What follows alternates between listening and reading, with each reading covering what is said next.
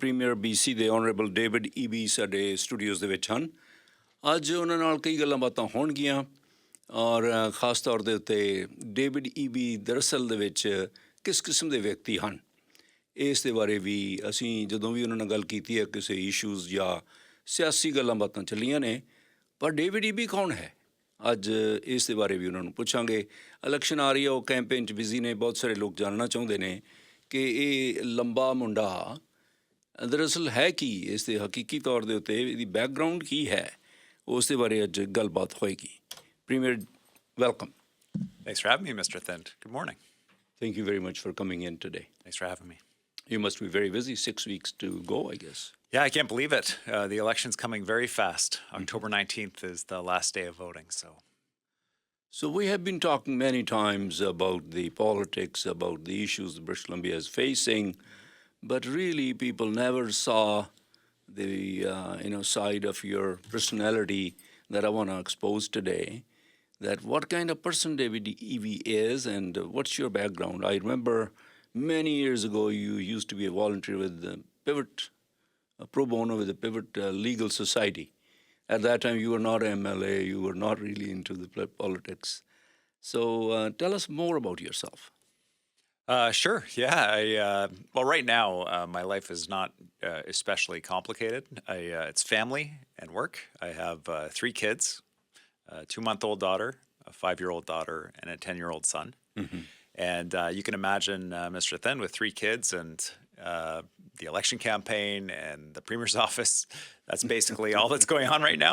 Before I had kids, I had a more better rounded life. I practiced yoga, played music with my band. You're a member of the band? Yes, I play guitar. And so I did things like that. But right now, I'm sure your listeners have been through that with kids. You got to just be focused on the family and work for a little while, and that's where we are right now. Well, it rarely happens when an activist becomes the premier of the province. You were an activist working with the poor people, with the Richardson guys. I remember that. Yes. So what brought you in there? What was the turning point? Well, the big decision for me to get involved in politics was frustration with then Vancouver City Council. It felt to me like with some minor changes in how they approached issues in Vancouver, they can make a huge difference for a lot of Vancouver residents. And then, like now, the issue was housing. And so I ran for nomination for City Council. That was in 2008, and with the then Vision Vancouver Party. Lost that nomination race, but came close enough that and in doing so impacted how Vision's housing policy went forward. And I realized that politics is a very powerful tool to change the conversation, get things done for people. And so I shifted my approach to think actively about being involved in politics. Then, of course, I ran against Christy Clark in 2011, 2013, and the rest is history.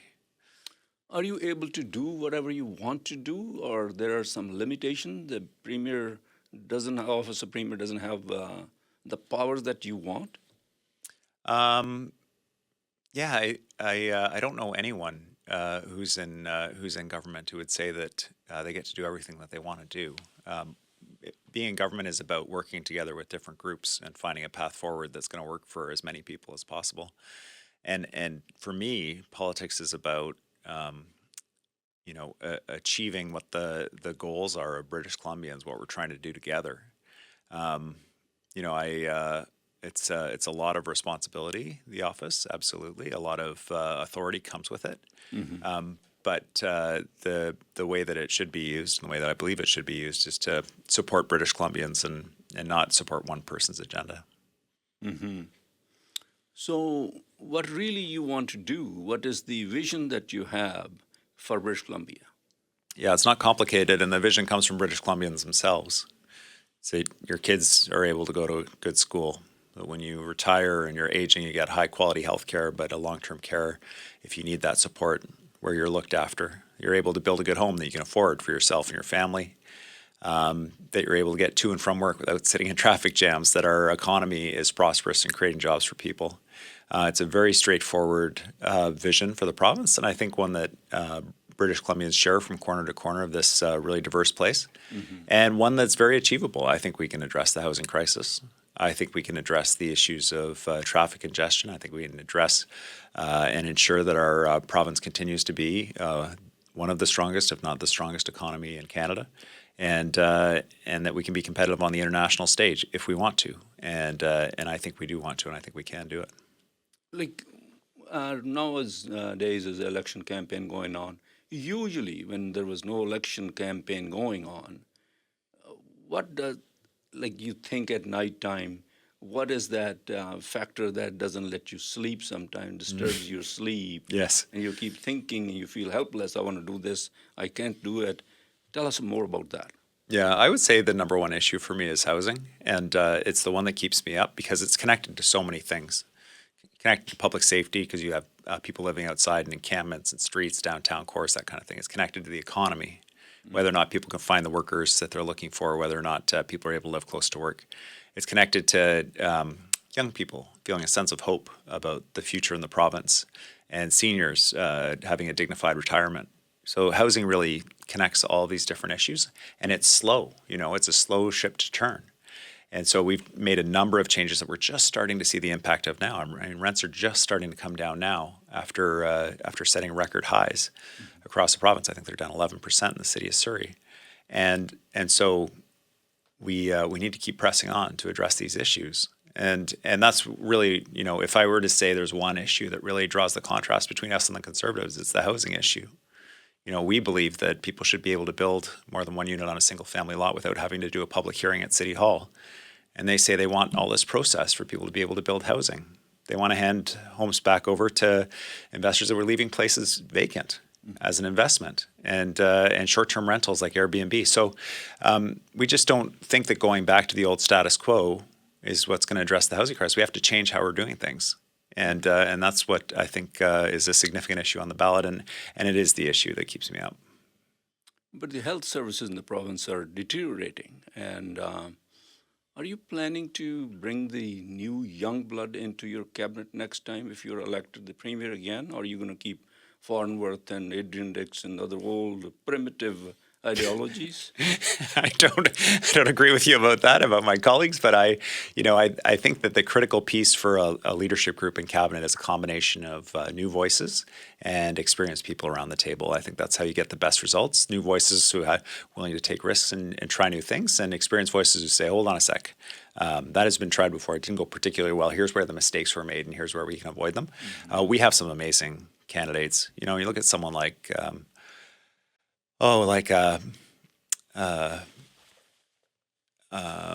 leaders from the police, for example. Got Terry Young in Vancouver, senior VPD officer.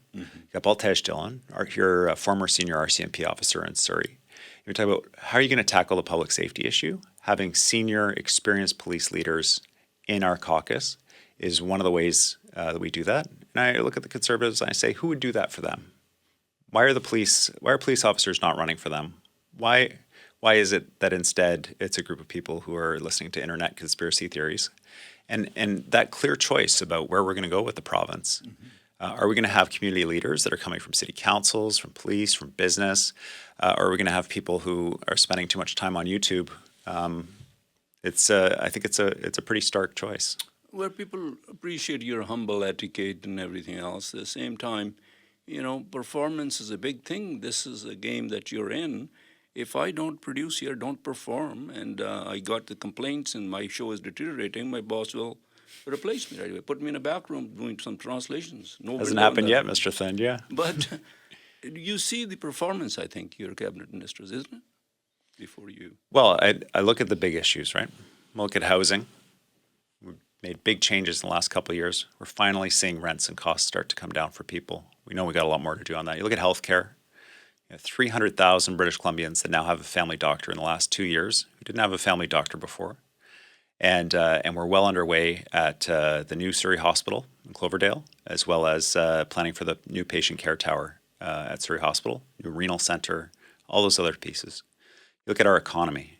In the last 2 years, our investment is 70% higher than under the last 2 years with John Rustad. Last 5 years, our investment in this province in capital, 90% higher than under the last 5 years with John Rustad.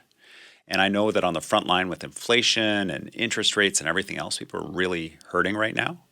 But I look at the fact that British Columbia right now is supporting the province of Ontario with equalization payments. $1 billion Ontario got. And BC taxpayers are paying that because our economy is strong and theirs is struggling. We can't afford to go the route of Ontario and their Conservative government, cutting services, weaker economy, taking donations from other provinces. That's the direction that is on the table for us. It's tough times out there for people. Because I have talked to many people, and they expect you to run the government as a private business, like I told you. And I'm going to open the lines today if you can answer some questions. I'd love that, yeah. Yeah. So telephone lines मैं खोलने लगा जे तुसी कोई premiere ਨੂੰ ਸਿੱਧੇ ਤੌਰ ਤੇ ਸਵਾਲ ਪੁੱਛਣਾ ਚਾਹੁੰਦੇ ਹੋ ਪੁੱਛ ਸਕਦੇ ਹੋ. Which direction you want to take the province in coming months or coming years in the event you become the premier again? Well, our goal is to keep moving on these big issues that are bothering people, the cost of living, support for that, especially in relation to the cost of housing, growing our economy, making sure we're one of the strongest Canada. We have the second lowest unemployment rate in Canada. Private sector job creation in our province. We've been in the top 3. We were top 2 last month, top 3 this month, despite the fact that the federal government's not giving us $20 billion to build battery plants. We're doing it on our own here in the province. And for Surrey, basic stuff like building schools, not coming on this show and saying the way I'm going to solve this school crisis is to have 20% more kids in each class, like John Rustad did. We got to build schools. The kids in Surrey deserve a fair and equal classroom, just like any other kid in the province of British Columbia. Not crowded classrooms, but the 15,000 student spaces that we've either built or are building in Surrey. Last 4 years, John Rustad was in government. Not one new school in the city of Surrey. Promised Surrey Langley SkyTrain. Never built it. Sold the land for the hospital. And if people are wondering, what's the best predictor about what a John Rustad Conservative government would look like? All they have to do is look at what he did last time. And I think it'll be quite apparent to them what his plans are. I want to take some calls so you can talk to them. Sounds good. ਤੁਸੀਂ ਕੋਈ ਵੀ ਸਵਾਲ ਪੁੱਛ ਸਕਦੇ ਹੋ ਪਰ ਆਪਣੀ ਜਿਹੜੀ language ਆ ਉਹ ਸੱਭਿਅਕ ਰੱਖਣੀ ਔਰ ਜਿਹੜੀ ਗੱਲਬਾਤ ਤੁਸੀਂ ਪੁੱਛਣੀ ਜੀ ਸਦਕੇ ਪੁੱਛੋ. ਇਸੇ ਕਰਕੇ ਪ੍ਰੀਮੀਅਰ ਸਾਹਿਬ ਨੂੰ ਮੈਂ ਪੁੱਛਿਆ ਸੀ ਔਰ ਉਹ ਰਾਜ਼ੀ ਹੋਏ ਨੇ. ਪ੍ਰਵੇਸ਼ Kumar ji, line 4. Hello, Mr. Tim. Thanks for giving me time. I have 3 questions to Honorable Premier. Wow. First of all, Which is your best question? Ask the first one best question. Okay. First of all, Mr. Premier, the drugs are on the roads. You know the sources where they're coming from. What are you doing for that? What are you doing for our kids in the future? Yeah, thanks. That's a really important question. The issue of organized crime and the importing of drugs to British Columbia, especially the drug precursors, the ingredients for the drugs that get mixed up here in British Columbia. We know where they're coming through the ports.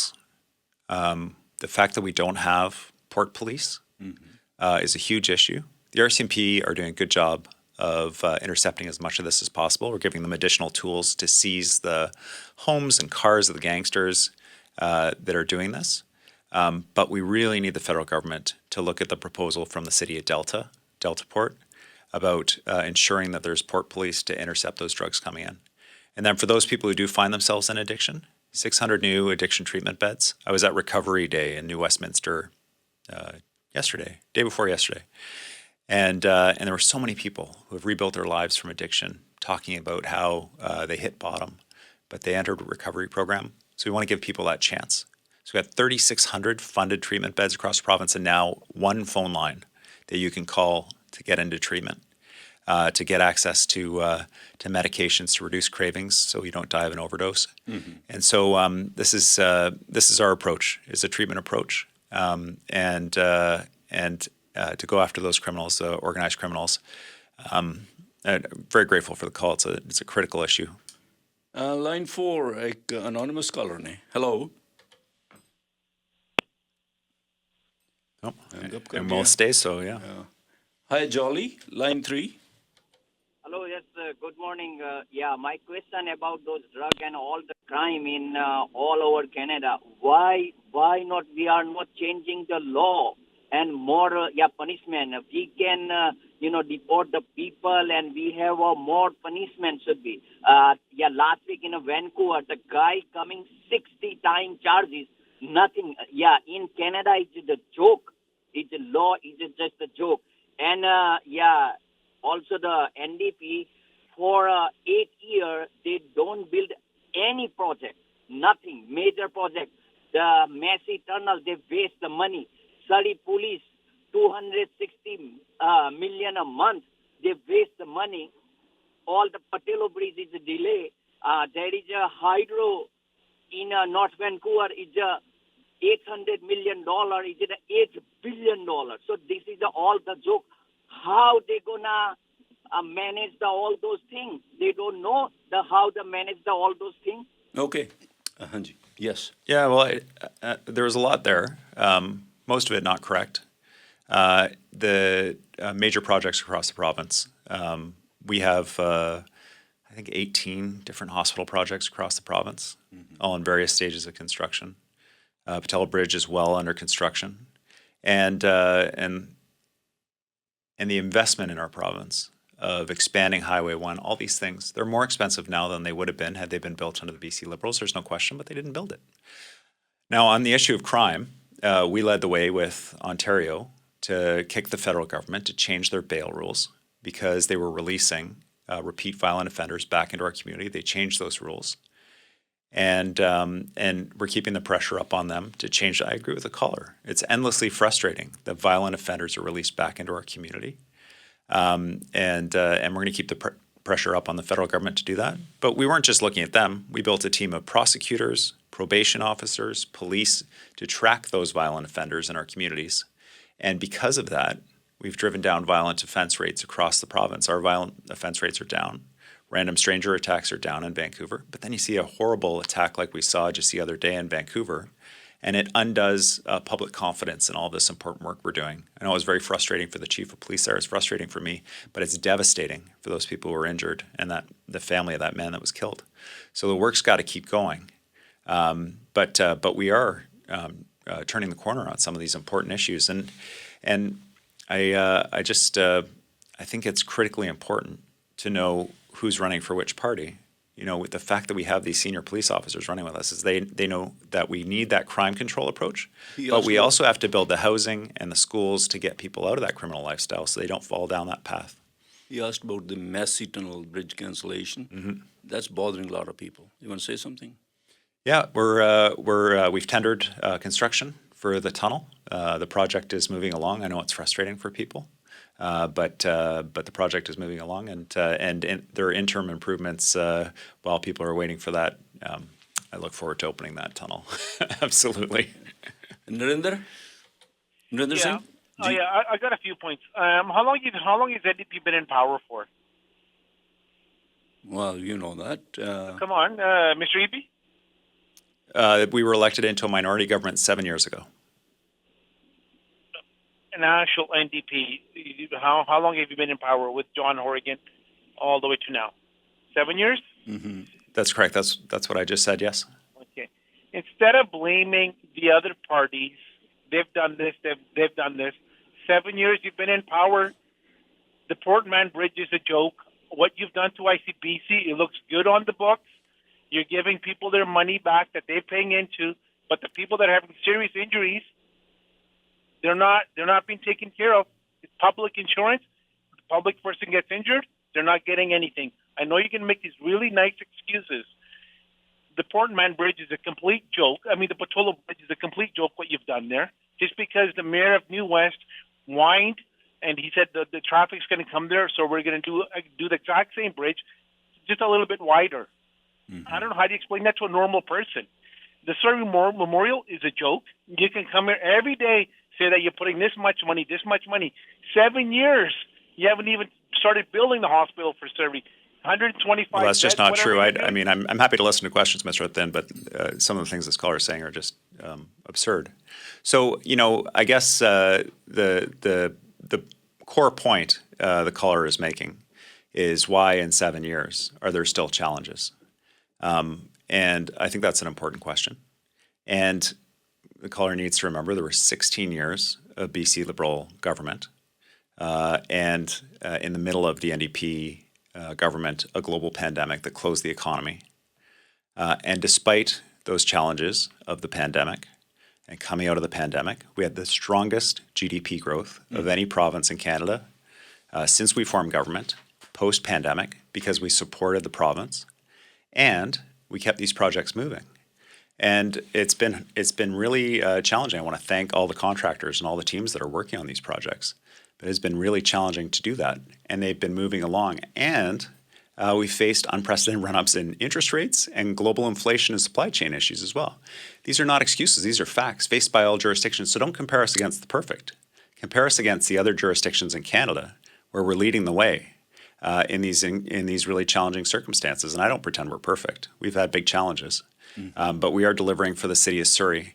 The reason why there are so many portables in Surrey is because of two reasons: rapid population growth and the total failure to build schools over a generation by the BC Liberal government and neglect this community. I'm up against the clock. I just take a last caller here. Gursharan Singh ji. Good morning, Mr. EB. Good morning. I just want to quickly touch base with you. Money laundering, mortgage fraud, and bidding offers. I believe all these are somehow interrelated, and they do make an impact on housing affordability. I know a big portion of this is dependent on the federal laws as well, but I strongly feel, for bidding offers and all, the provincial government should do something concrete. Because one of the factors for this, for this is because the people, realtors would take an excuse for COVID restrictions and all that stuff.